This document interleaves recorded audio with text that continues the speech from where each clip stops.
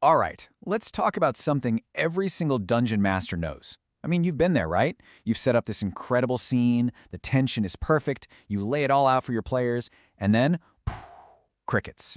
The game just grinds to a halt while they debate every little thing, and all that amazing momentum you built just vanishes into thin air.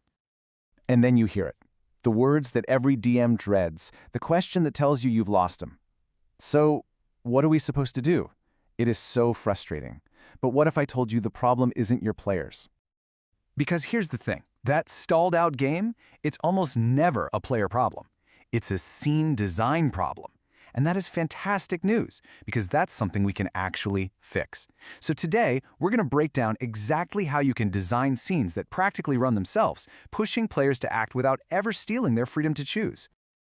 Okay, so first things first.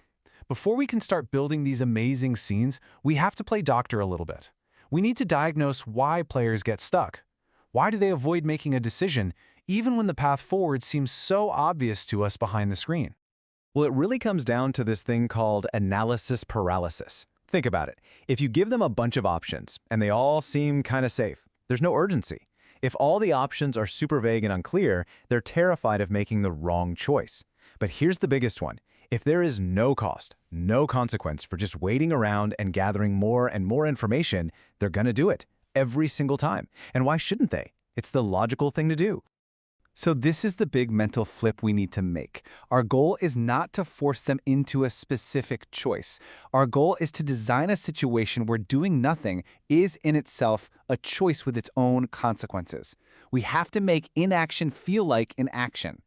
And that brings us to the secret sauce, right? The core design principle for this whole philosophy. It's all about creating pressure without using force.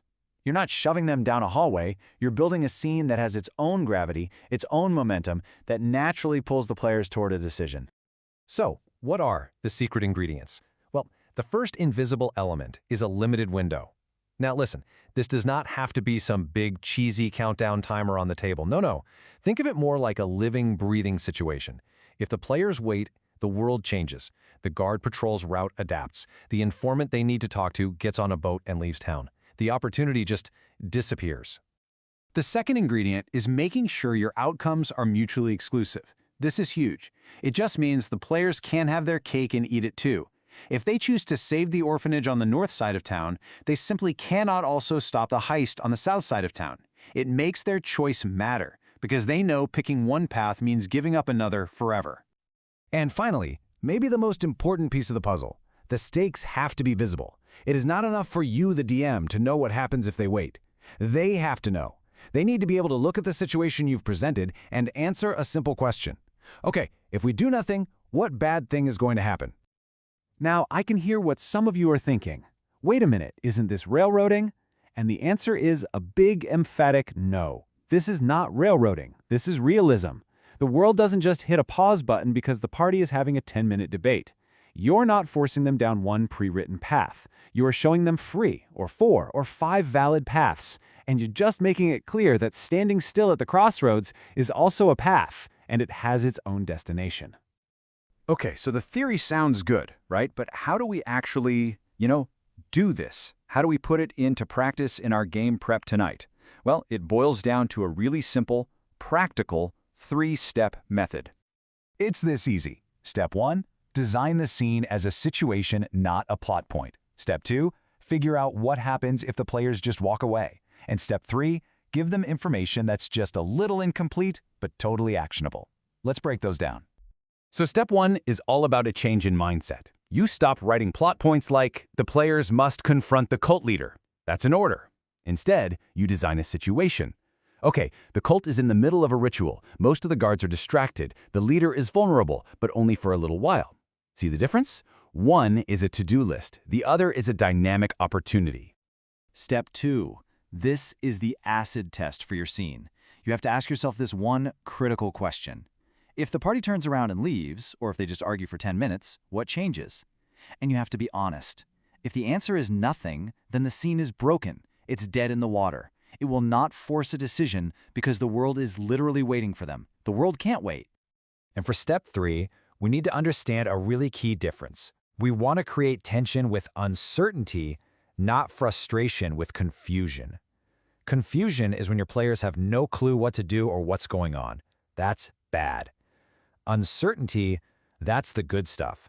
That's when they know their options, they know what's at stake, but they just don't have a perfect 100% guaranteed answer. That tension, that's engagement.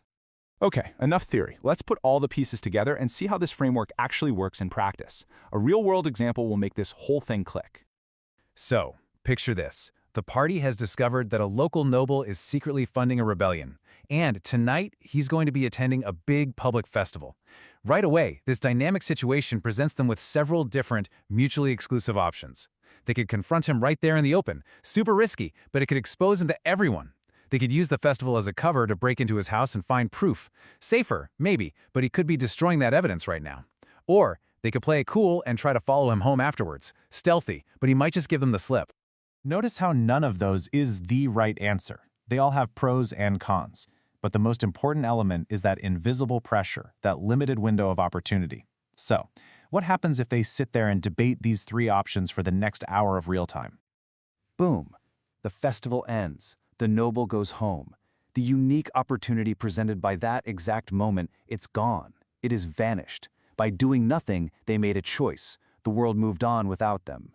That is a perfect, self-propelling, decision-forcing scene, and you didn't have to say a single word to push them. So, what's the big takeaway from all this? I really want you to see this as more than just a trick or a single technique. This is a whole new philosophy for how you can approach designing your game. This should be your new mantra. Say it with me. Number 1, make time matter. The clock is always ticking in your world. Number 2, make choices costly.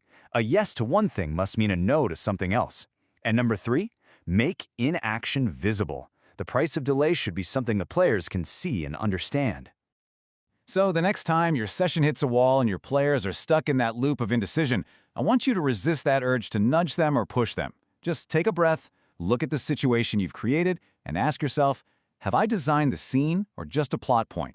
The power is in your hands as the designer. And that really leaves us with one final big question. Because this is about more than just making your games run smoother. When you design scenes this way, when a player's choice has real, tangible weight, you're sending them a very clear message. What you do here matters. And that builds a level of trust and engagement that is truly powerful. So how are you going to use that to make your game even better?